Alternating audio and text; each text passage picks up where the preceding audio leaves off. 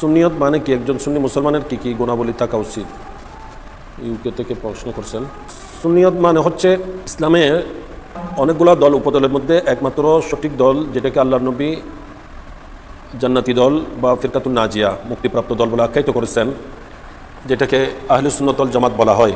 হাদিসে পাকে স্পষ্ট আসছে, আল্লাহ নবী বলছেন ইসলামে 73 দল হবে, তার মধ্যে সিনতানে ও সাবউনা ফিন্নার, 72 দল জাহান্নামী।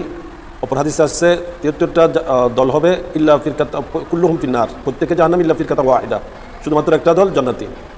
সে জান্নাতি দল যেটা আইমায়ে কেরাম এই কথার পর একমত, সেটার নাম আহলে সুন্নাত ওয়াল জামাত। সাহাবায়ে কেরাম যেটাকে আল্লাহ নবী থেকে জানতে চেয়েছিলেন যে সে জান্নাতি দল কারা, তখন আল্লাহ নবী বলছেন মা আনা আলাইহি ওয়া আসহাবি, যে দলের উপর আমি আছি এবং আমার সাহাবায়ে কেরাম আছেন।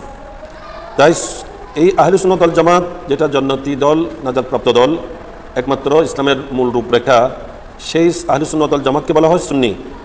এটাকে বলা হয়, এই সুন্নি আকীদা যারা লালন পালন করে তাদেরকে বলা হয় সুন্নি, ওই আকীদাকে বলা হয় সুন্নিয়ত। একজন সুন্নি মুসলমান তার গুণাবলী কী হওয়া উচিত? একজন সুন্নি মুসলমান তার গুণাবলী বলতে তার প্রথমত আকীদা হতে হবে আহলে সুন্নাত ওয়াল জামাতের, তথা আল্লাহ এবং রসুল এবং সমস্ত আম্বিয়া কিরাম, সাহাবায়ে কিরাম, আহলে বাইত রসুল, আউলিয়া কিরাম, আইমায়ে কিরাম, এনাদেরকে পরিপূর্ণভাবে মান্যকারী, ওনাদের প্রতি ভক্তি শ্রদ্ধা রাখবে। আল্লাহ এবং রসুল বিরোধী সাহাবায়ে কিরামের যে সমস্ত আকীদা ছিল না, তার বিপরীতে আকীদা পোষণ করা, এটা সুন্নিয়তের পরিচয় নয়।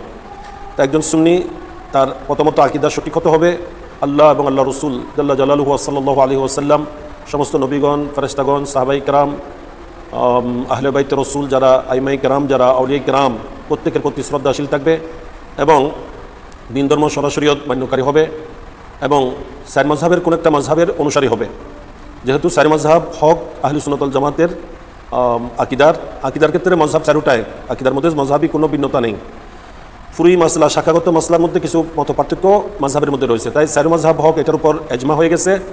তাই যারা সুন্নি, একজন সুন্নি মুসলমান সঠিক আহলে সুন্নাত ওয়াল জামাতের আকীদা পোষণ করার পাশাপাশি কোন একটা শরীয়তের বিধানে কোন একটা চার মাযহাবের কোন একটা মাযহাবের অনুসারী হবে এবং ইবাদত বন্দেগী, নামাজ কালাম ইত্যাদির ব্যাপারে যত্নবান হবে, আল্লাহ নবীর দুরুদ ও সালাম, মিলাদ কিয়াম ইত্যাদি পালনকারী হবে। এগুলো একজন সুন্নির পরিচয় এবং নবীর প্রেমে, নবীর সুন্নতের তাবেদারি করবে। আল্লাহ পাক সঠিকভাবে একজন সুন্নি মুসলমান, প্রত্যেক সুন্নি মুসলমানকে এই সুন্নিয়ত মেনে চলার আল্লাহ তৌফিক দান করুক, আমিন।